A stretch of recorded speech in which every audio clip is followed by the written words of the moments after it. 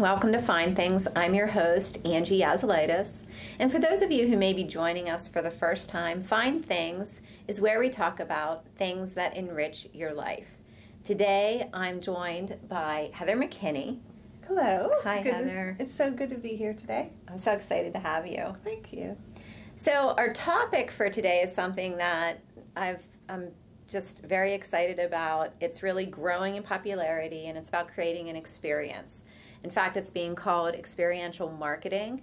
And if you are not a business person or do not own a business, don't quit watching, because this still applies to creating an experience in your home, and it's really fun. So we're going to talk today, we're going to do some examples about how to create an experience and about experiential marketing. And we're going to do it for people who have a business on site. They actually have a physical business, and for those who have a web business. And so we're going to kind of contrast ways to create an experience. But the whole idea and where this is coming from and why this is really gaining in popularity is from the millennials, because millennials love experiences. They love things to be different, and they want to remember what they do. They want to remember it in a special way, and that is even how they do business.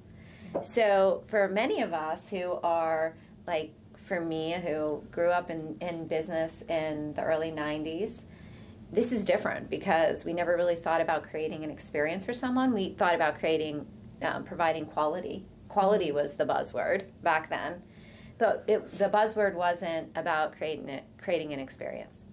So the reason I asked Heather to join us is because she has a business, Spread Oils, that is all about creating an experience, and we're going to talk about that in a little bit. But I'm going to ask her to weigh in on some of these other things as well. Perfect. I'm learning too, so this is exciting. Okay, so really fun topic. So when you talk about experiential marketing, it's really about marketing with your five senses. Okay. Keeping in mind that your clients also have five senses, right? And so when you're engaging with them, the more that you can engage all of their senses, the more it becomes an experience for them.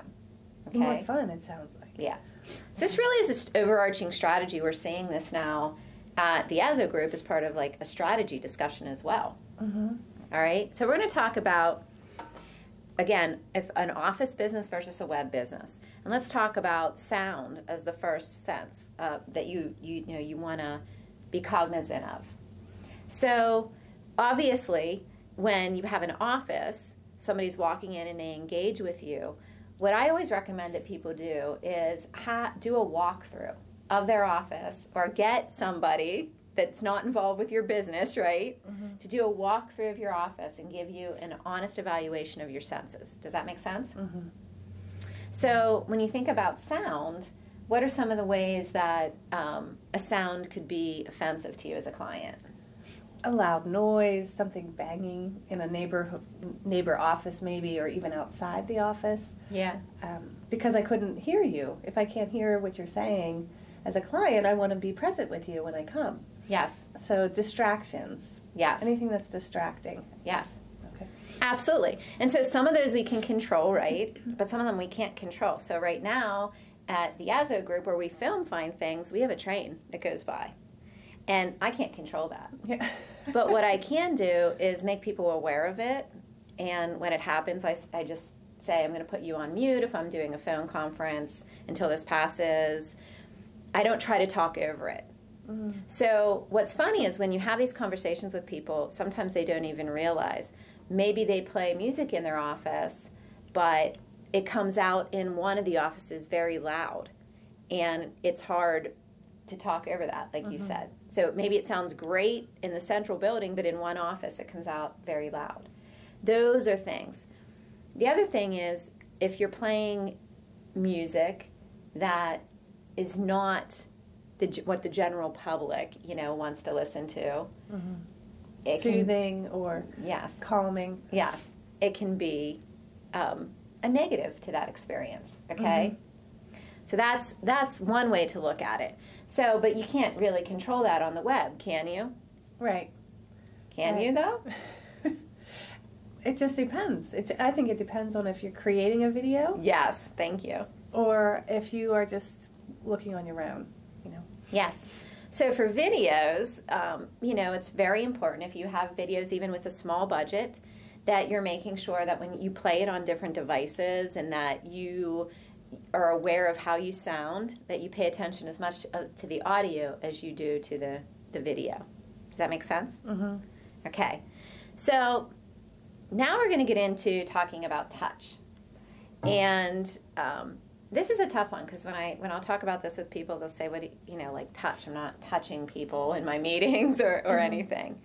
But when you walk into an office situation, there usually are things that you sit down in a chair, right, and you're engaging with somebody. How does the chair feel? What kind of an inviting situation are you creating for somebody? Mm-hmm. Not as much of a issue with what you're selling online. If you have an online business, I mean, people may have, you know, they may have a touch screen, but you don't control that.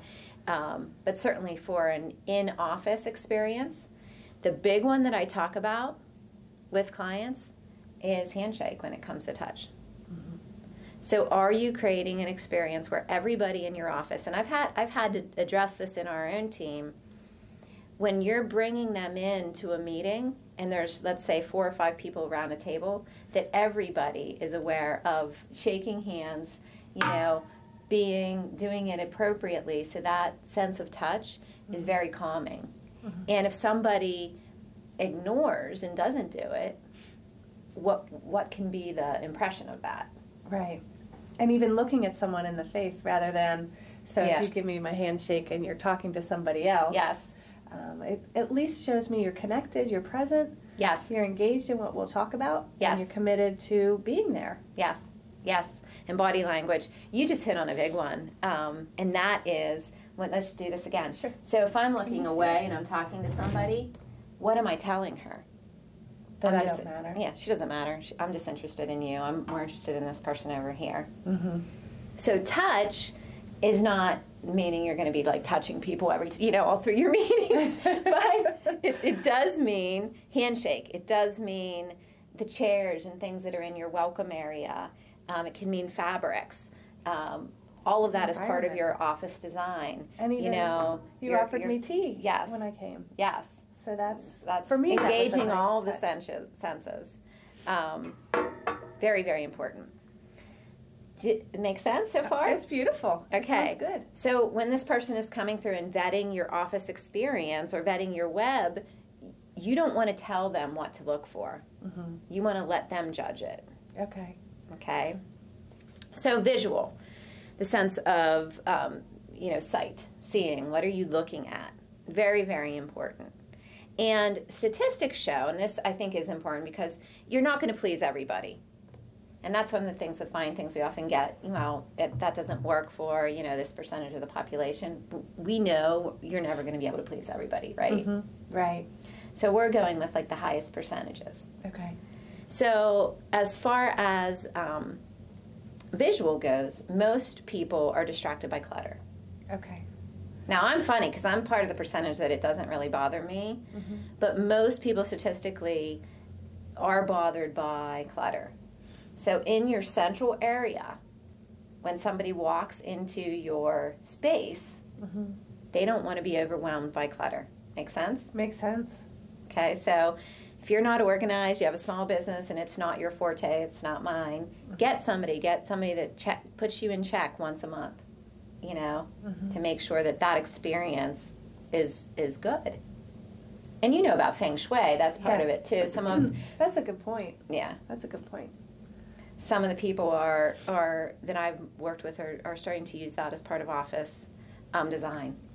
Do you want to share anything with that? I like Feng Shui. We have in our home, we have a picture of the Feng Shui chart actually in my kitchen, just to remind me, in one of the doors in the kitchen, just to remind me of the presence of that and the power of that. So it's a subtle way that I can try to bring it into the experience of our home even. Yeah. I think it's fantastic and fabulous. And it gives you a blueprint. So I'm not a designer. Yes. But I appreciate when I see nice, beautiful things or it flows well. I may not be gifted with the sense of creating it. Yeah. But when I see it and feel it, I know that I like it and it feels good. Yes. If that makes sense. It does. So having a Feng Shui chart or something to guide me as a blueprint of consider this in this room, consider this in this space. Yes. Helps. Yeah. Very, very important. And I don't have time on Finethings today to get into. They're actually using Feng Shui for website design now. And I just read my first article on this, so I'm certainly no expert, and our website team is no expert in this yet, but it's something to be considered. And, you know, you all hear about things like white space, having enough white space on your website, not being too cluttered. That's all the same reason, because the highest percentage of people don't like a lot of text cluttering a site. It's not visually pleasing for them. And so what happens is they then abandon your site. So it's certainly something to pay attention to if you own a business. Okay? So that's the visual aspect. Okay. We certainly have our sense of taste to consider. And again, if you own a web business, you know, unless you're a site where you're selling food, obviously it matters when it's delivered to them what it tastes like. But certainly in an office, taste does come into play. And again, if we know that to create an experience you need to engage all the senses to the extent that you can. Obviously with a website you can't engage taste, at least not yet. Maybe someday we'll have let's start that. Taste the screen. You can taste the screen, and we'll probably have chocolate. We'll probably have that someday. Our grandkids will probably see that. But for now, if you can and you have the ability to offer a cup of coffee or a tea or a water, again, what we've found in our research is that people really like choices. That's true. So tea, coffee, water. And I'm really guilty of this. I always run out, and then it's like 2 weeks before I go get more, you know. But having those choices actually creates more of an experience for that person, so that they then remember this is a pleasant experience. And that's what experiential marketing is you're trying to create a pleasant experience so that they remember and they want to do business with you again in the future. That was interesting too, that to learn the part about adding in the choice. So as a physical business, you have multiple options, but also on the website, just to gently guide them. We've selected choices maybe, or in our presentations, we've selected choices that we think they're all winners. Yeah. But maybe that person chooses a certain product, or in your case, the tea or the coffee. They have a say in that choice as well. So they're all winners. They could choose any of those and be satisfied. Yes. But for their personal experience, that connects them. That's good to think about. Yeah, it is. And you know, there's a whole other topic of this experiential marketing that is about choice and how different people learn. And that goes to, like, some people are audio, some people are visual learners. And so if you don't have any video or, you know, podcasts or anything for people that aren't going to read, then they will abandon your site. Okay. So that's a whole different topic, though. So you can see how big, but how fun is this topic? Exactly. Because it's about creating an experience. And I don't care if you're selling software, and you think that it's just software. When that person comes to meet with you in your office, you need to create an experience. When you have a go-to meeting, you need to create an experience. Okay, and we're all guilty of this, where we don't want to put the video camera on because we don't like our hair. I'm having a bad hair day. Right. We have stuff in the background, right? Yes. So you have to control your space and give people that option, because people like to be engaged with you. The ability now to have a meeting that seems as if you're face-to-face. Right there. And that engages more of the senses. Again, these statistics are new, but they're coming in. And so get online and learn about this. People that have a go-to meeting where they see somebody versus just a phone call have a higher closing rate, and that makes sense, doesn't That it? does make sense, because you're connecting. Mm-hmm. People want to connect. I Yeah. think that's one of the key things Yeah. with the experiential. You find a variety of ways that you can connect with that person Yes. and the growing audience. Yes. So it makes it more fun and exciting. It does. It's harder to say no to. Like, I can hang up on people and not really know them. Once I've seen them, and in some cases with some of the small businesses I deal with, they're in their home, and I've gotten a taste for their home. Their dog comes up and is. So there's a woman I follow on YouTube, and her dog always comes into the video. You fall in love with these people. It's harder to say no. That's true. Right? Right, it's true. So it's such a fine thing to really look at the whole experience. So that's visual. Visual taste. Now we're going to talk about something that's near and dear to your heart, and I wanted to save this for last, because that is, how can you engage the sense of smell? And there's so much to this. Again, we could have a show just on this, and that's why I invited Heather, who's actually Dr. Heather McKinney, and this is her world. It's true. And her website is spreadoils.com. And one of the ways that I teach and engage personally at Yazoo all the time, and I can tell you that it's the one thing that clients who come to our office comment on the most, is it smells so good in here. Because I use a diffuser, that's what you can see that running here. And they remember that. Mm-hmm. So our sense of smell is connected to our memory. Right. Okay, and there's research on this. Again, I don't have hours for this segment, but if it's a good thing, if it's a pleasant thing, that brings them back for more. Does that make sense? You know, of course, it makes sense to you. I know. I don't know. Well, and the things we like and enjoy, we want more of. Yes. So even when you're having difficult conversations or problem solving or critical conversations in terms of strategy or deciding things, they still need to happen. Yes. But they can happen in a pleasant environment. Yes. And people subtly know that they're supported. You're supporting them by the beautiful ambiance, you know, how it looks, how you present yourself. Yes. They know they're supported here, especially with Yazoo. So even if you're going through growing pains in your business or trying to have a different direction, you can have those conversations and know you're in a safe space. Yeah. So I think that that's a beautiful thing that you offer. Thank you. Well, thank you for helping me to learn more about the oils, because I think that's really important. So I should say we get the way it smells and the artwork are the two things that people, and so that's visual, and they're both senses, right? They're both a big part of the space.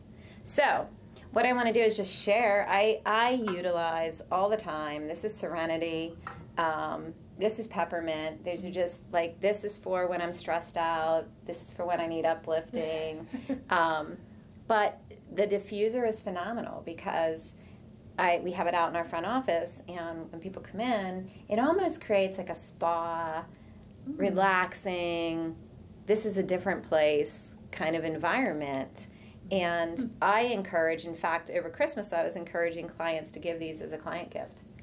Because that's smart. They can have it in their front office and automatically create an experience. So that's the good sense of smell. Can you share anything about the essential oils in general? For creating an experience? Yeah. I do. When I walk in here, I love that the sense that you're drawn towards, or the serenity.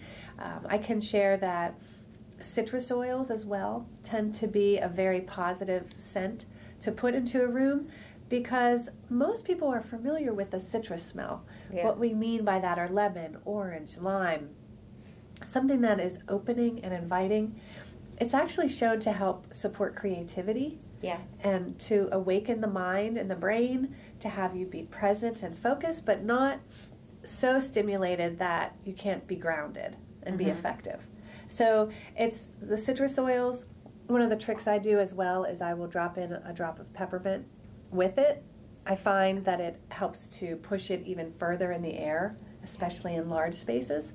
But honestly, you could try that here even as well. You have a nice opening in the office when you walk in, so adding peppermint to anything in my opinion, it helps to push it higher in the air, spread further.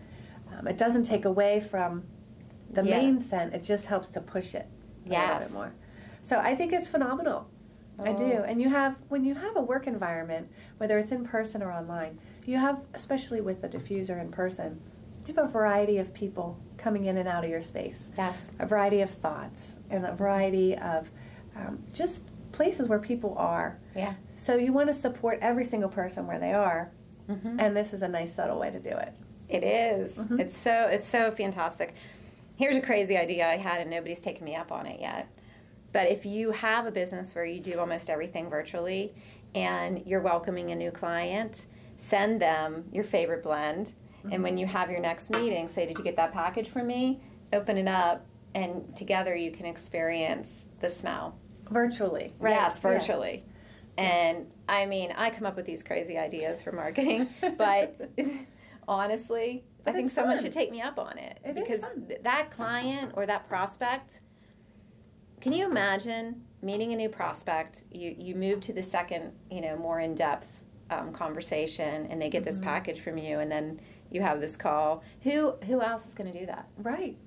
A cheer or a motivate oil. Something that anybody at any age could benefit from. Yes. Who doesn't want to be happy? Yes. And Seriously. who doesn't? And they're always going to remember you when they smell that then and come back for more. And be motivated. Be motivated to be successful and efficient. Yeah. So I think it's brilliant. Keep your ideas flowing. So obviously we could talk about this for quite some time as well. But I do need to talk about then the negatives of scents. And Heather touched on this. You can go too far with anything with scents. People have sensitive smells. And so that's why I like essential oils, because most people react well to essential oils, unlike perfumes. Right. So when you have an office, you have to be cognizant of, is there somebody that wears way too much perfume and address it? Is there somebody who sprays way too much air freshener? This is a great substitute is the word I'm looking for to that. Is there somebody who burns strong candles?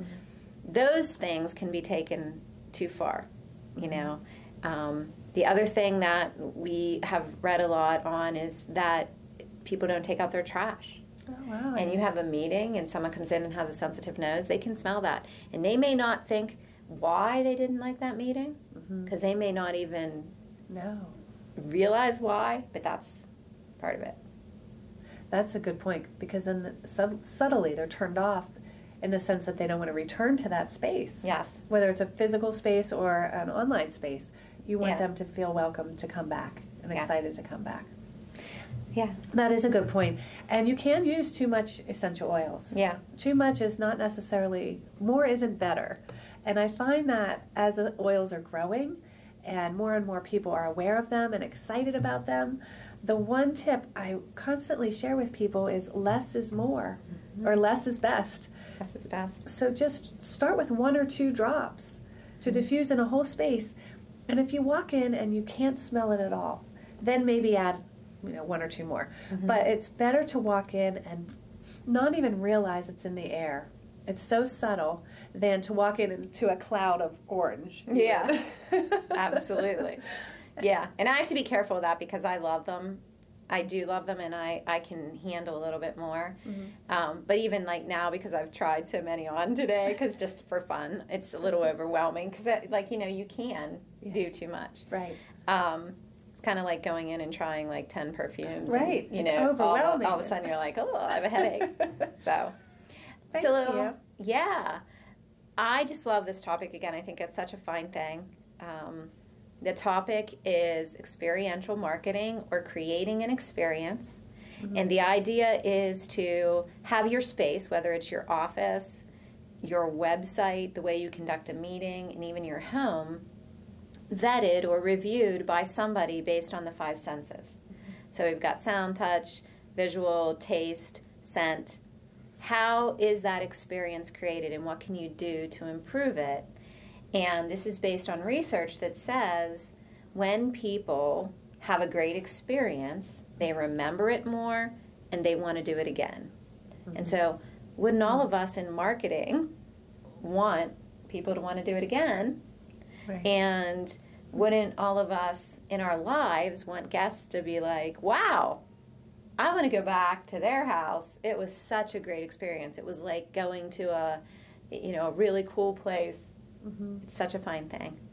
So we're joined today by Heather McKinney with spreadoils.com. We'll have her website at the bottom posted wherever you're viewing this.